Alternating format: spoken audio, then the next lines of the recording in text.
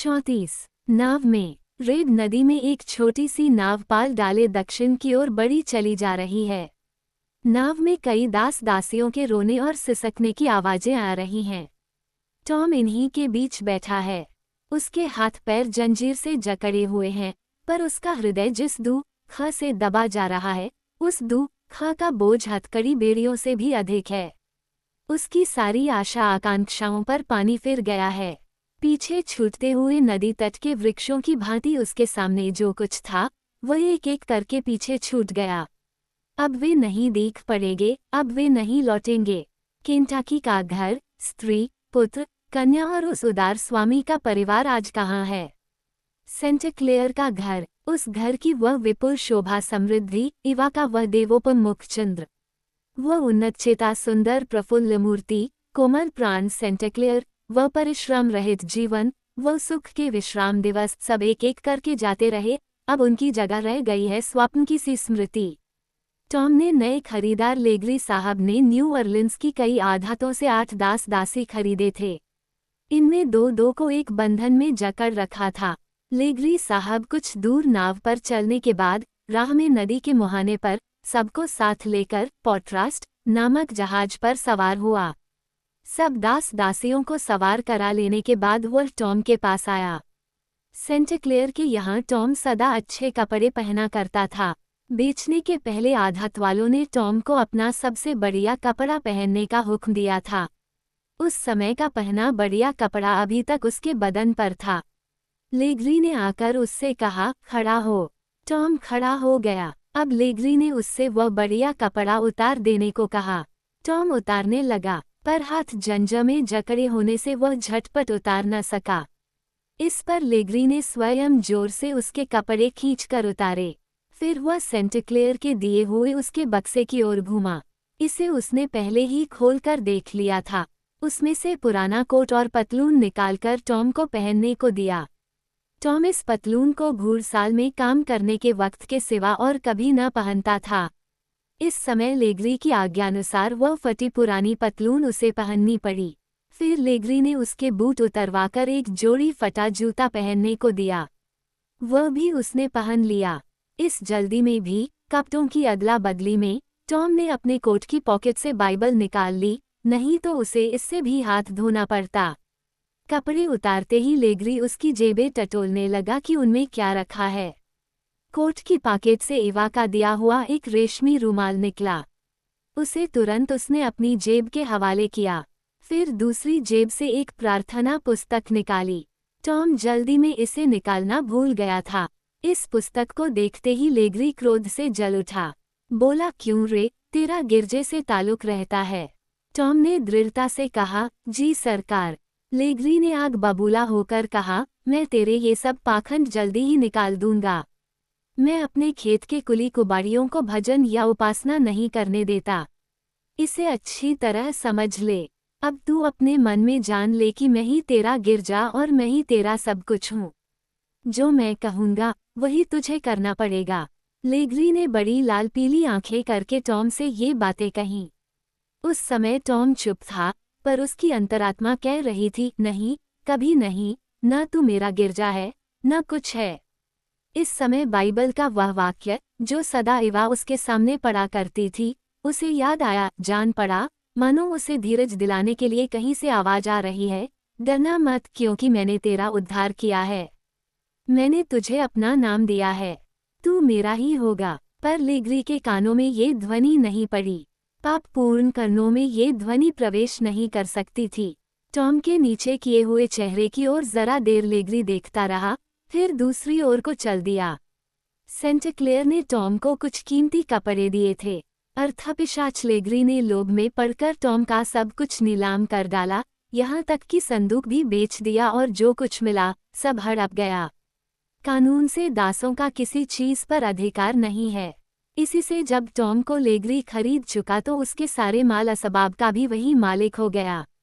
इस नीलाम के समय टॉम पर क्या बीती, ये वही जानता था। माल असबाब को नीलाम कर चुकने पर लेग्री फिर टॉम के पास पहुंचकर बोला, टॉम, तेरा जो कुछ असबाब का झंझट था, सब मैंने नीलाम में पार कर दिया। अब जो कपड़े तेरे पास हैं उन्हें संभाल कर रखना। 1 बरस के पहले मेरे यहाँ दूसरे कपड़े नहीं मिलेंगे। मैं अपने यहाँ के हबशियों को साल में बस 1 बार कपड़े देता हूँ। इसके बाद जहाँ एमिलिन दूसरी स्त्री के साथ जंजीर में बंधी बैठी थी, वहाँ लेग्री पहुँचा। उसने एमिलिन की थोड़ी पकड़कर कहा, मेरी प्यारी, उदासी को छोड़ो। वह सच्चरित्र बालिका भय और घृणा से उसकी ओर देखने लगी। ये देखकर उसने कहा, इस तरह मुंह बनाने से काम नहीं चलेगा। ये सब छोड़ो, मेरे सामने सदा खुश रहना पड़ेगा। सुनती है न? फिर एमिलिन के साथ जंजीर से बंधी हुई दूसरी स्त्री को धक्का देकर बोला, अरे बुढ़िया, ये हांडी सा मुंह बनाए क्या पड़ी है? तुझसे कहता हूँ, जरा हंसकर बोल। यह मुंह बनाना छोड़ दे। 2-4 कदम पीछे हटकर और फिर आगे बढ़कर वह बोला, मैं तुम सभी से कहता हूँ, मुंह इधर करके 1 बार मेरी ओर देखो, ठीक मेरी आंखों की ओर ताको। जोर से पृथ्वी पर पैट पटक कर 1 बार, एक नज़र मेरी ओर देखो। मारे डर के सबकी आंखें उसकी ओर लग गईं। फिर वह लोहे का मुकद्दर सा अपना मुक्का दिखाकर कहने लगा, जरा इस मुक्के की ओर देखो। यह मुक्का लोहे से भी सख्त है। हबशियों को ठोकते ठोकते ही हाथ ऐसा कड़ा हो गया है। इतना कहते कहते अपना वह मुक्का बंधा हुआ हाथ टॉम के मुंह के पास ले गया। टॉम डरकर पीछे सरक गया। फिर लेग्री कहने लगा, मैं तुम सबको समझाए देता हूँ, मैं खेत में रखवाला नहीं रखता, सब काम खुद ही देखता सुनता हूँ। तुम सभी को अच्छी तरह काम करना पड़ेगा। जब जो बात बोलूँगा उसकी तामील तुरंत करनी पड़ेगी। इसी ढंग से मैं काम लेता हूँ। मेरे यहाँ दया माया से कोई सरोकार नहीं। इसे तुम लोग खूब समझ लो। मुझे वह सब दया माया दिखलाना पसंद नहीं है। उसकी बातें सुनकर दास दासियों की जान सूख गई और सब ठंडी सांसें लेने लगे। कुछ देर बाद वह शराब पीने के लिए जहाज के दूसरे कमरे में जाने लगा। उसके पास ही कोई भलामानस आदमी खड़ा था। उससे वह कहने लगा, मैं अपने हबशियों के साथ इसी तरह का बर्ताव आरंभ करता हूँ। मेरी यह चाल है कि खरीद कर लाते ही मैं इन्हें सब समझा देता हूँ कि किस तरह से इन्हें मेरे साथ रहना होगा। उस अपरिचित भलेमानस ने बड़े गौर से उसकी ओर इस तरह देखा, मानो कोई पंडित किसी नई वस्तु की जांच कर रहा हो। फिर कहा, बेशक। लेग्री ने और आगे कहा, हाँ, मैं ऐसे नाजुक नाजुक हाथों वाला खेतिहर नहीं हूँ कि कुलियों को कोड़े लगाने का काम रखवाले को सौंपूं। ये देखिए, मेरी मुट्ठी और उंगलियां एकदम फौलाद की मानिंद है।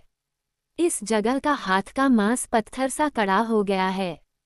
और कोई बात नहीं, ये हबशियों को ठोकते ठोकते ऐसा हो गया है। उस अपरिचित ने लेग्री का हाथ देखकर कहा, बेशक, बहुत कड़ा हो गया है, पर मैं समझता हूँ कि इस अभ्यास से तुम्हारा हृदय इससे भी ज्यादा सख्त हो गया है। लेग्री ने हंसते हुए कहा, हाँ, क्यों नहीं, ये तो ठीक ही है। मैं काम में दया माया के चक्कर में नहीं पड़ता। तुमने बहुत अच्छे दास दासी खरीदे हैं। हाँ, अच्छे ही हैं। ये जो टॉम दिख पड़ता है, इसकी सब लोगों ने तारीफ की थी। इसके लिए मुझे कुछ ज्यादा देना पड़ा, पर इससे काम भी खूब लूंगा। लेकिन इसने कुछ बुरी बातें सीख रखी हैं। धर्म की ओर इसका बड़ा झुकाव है, पर यह सब मैं जल्दी ही निकाल बाहर करूंगा। यह अधेड़ दासी खूब सस्ते में हाथ लगी। मैं समझता हूँ, इसे कोई बीमारी होगी। सोचता हूँ, 2 बरस तो चलेगी और 2 बरस में मैं खूब मेहनत लेकर अपनी कीमत वसूल कर लूंगा। बहुत से खेतिहर बीमार पड़ जाने पर मर जाने के डर से कुलियों से अधिक काम नहीं लेते, पर मेरा वैसा हिसाब नहीं है। बीमार हो या अच्छा, बंधा हुआ काम करना ही पड़ेगा। थोड़ा काम करके 4 बरस जीने से जो नतीजा निकला है, ज्यादा मेहनत करके 2 बरस जीने से भी वही नतीजा निकलता है। एक हबशी से थोड़ा काम लेकर ज्यादा दिन जिलाने से कोई फायदा नहीं होता। ज्यादा मेहनत लेने से जल्दी मर जाए तो फिर उसके बदले में एक और नया गुलाम खरीद लेने से अधिक नफे की उम्मीद रहती है। अपरिचित ने पूछा, तुम्हारे खेत में गुलाम साधारणत कितने वर्ष जीते हैं? लेग्री ने जवाब दिया, इसका कोई हिसाब नहीं। कोई कुछ कम, कोई कुछ ज्यादा, लेकिन मामूली तौर से जवान हो तो 6-7 बरस और 40 के पार हो तो 2-3 बरस से ज्यादा नहीं टिकते। पहले बीमार पड़ने पर मैं भी हबशियों को दवा दिया करता था और कंबल देता था, लेकिन आखिर में नतीजा कुछ नहीं निकला, नाहक में चीजों की बर्बादी होती थी। अब इन अड़ंगों से मैं दूर रहता हूँ। बीमारी में भी काम लेता हूँ, मर जाने पर और नए खरीद लेता हूँ। इससे हर तरह की सहूलियत रहती है। वह अपरिचित आदमी लेगरी के पास से हटकर थोड़ी दूर पर बैठे हुए एक युवक के निकट जाकर बैठ गया। वह देर से इन लोगों की सारी बातें सुन रहा था। उस पहले आदमी ने इस युवक से कहा, दक्षिण प्रदेश के सभी खेतिहर इस आदमी की भांति सख्त नहीं हैं। युवक ने कहा, ऐसा न होना ही अच्छा है। पहला आदमी बोला, यह आदमी तो महानीच और बदमाश है। इसका बर्ताव तो सचमुच ही पशुओं जैसा है। युवक ने कहा, पर आपके देश के कानून की यह खूबी है कि वह ऐसे ही निष्ठुर और नीच आदमियों को अनगिनत नर नारियों के जीवन का अधिकारी बनने का अवसर देता है। ऐसा कोई कानून आपके यहाँ नहीं है जिसकी रूह से ऐसे निष्ठुर आदमियों के अत्याचार से इन बेचारे गुलामों की रक्षा हो सके। खेतवालों में अधिकांश ऐसे ही हृदयहीन होते हैं। पहला आदमी बोला, खेतवालों में जहाँ बुरे बहुत हैं, वहाँ कुछ भले भी हैं। युवक ने कहा, दलील के लिए मान भी लिया जाए कि आपके खेतवालों में भले भी हैं, तो भी मैं कहता हूँ कि अत्याचार और निष्ठुरता के लिए वही पूरी तरह दोषी हैं, क्योंकि ऐसे ही 2-4 भले मानसों के कारण ये घृणित प्रथा अब तक दूर नहीं हुई। यदि सभी खेतवाले लेगरी सरीखे होते तो क्या फिर भी ये प्रथा बनी रहती। इधर जब इन दोनों में ये बातें हो रही थीं, उधर जहाज में दूसरे स्थान पर एक जंजीर में जकड़ी हुई एमिलिन और लूसी भी आपस में बातें कर रही थीं। एमिलिन ने कहा, तुम किसके यहाँ रही थी? लूसी बोली, एलिस साहब के यहाँ थी। तुमने शायद उन्हें देखा हो। क्या वह तुम्हारे साथ अच्छा बर्ताव करते थे? बीमार पड़ने के पहले तो वह बहुत ही अच्छा बर्ताव करते थे, पर बीमार होने के बाद उनका स्वभाव बहुत चिड़चिड़ा हो गया और सबसे रूखा व्यवहार करने लगे। मुझे रात रात भर उनकी टहल के लिए जागना पड़ता था, पर एक दिन मुझे नींद आ गई। इस पर उन्होंने गुस्सा करके कहा कि तुझे किसी खूब सख्त आदमी के हाथ बेचूंगा। तुम्हारे दुख दर्द का कोई साथी है, मेरा पति है। वह लुहार का काम करता है। मालिक ने उसे एक दूसरी जगह किराए पर दे रखा है। मेरे 4 लड़के हैं, लेकिन मुझे ऐसी जल्दी में नीलाम घर में भेज दिया कि मैं अपने स्वामी या लड़कों से एक बार भी नहीं मिल पाई। ये कहते कहते लूसी रोने लगी। किसी का दुख देखकर मनुष्य के मन में स्वभावत उसे धीरज देने की इच्छा होती है। लूसी की दुख गाथा सुनकर एमिलिन उसे कुछ धीरज दिलाने वाली बात कहना चाहती थी, पर उसकी समझ में न आया कि क्या कहे। इस भयंकर मालिक के डर से वे दोनों इतनी डरी हुई थीं कि हृदय से कोई बात ही न उठती थी। घोर संकट के समय मनुष्य को धार्मिक विश्वास बड़ी सांत्वना देता है। लूसी अपढ़ होने पर भी धर्म में बड़ा विश्वास रखती थी। एमिलिन ने भी धर्म के विषय में नियमित शिक्षा पाई थी और उसका हृदय धर्म की भावना से भरा था। पर ये ऐसी दुर्दशा में पड़ गई थी, ऐसे राक्षस प्रकृति लंपट अंग्रेज के हाथ में पड़ी थी कि इस दशा में धार्मिक मनुष्य भी ईश्वर पर भरोसा रखकर सांत्वना प्राप्त कर सकता है या नहीं, इसमें संदेह है। जहाज धीरे धीरे बढ़ने लगा।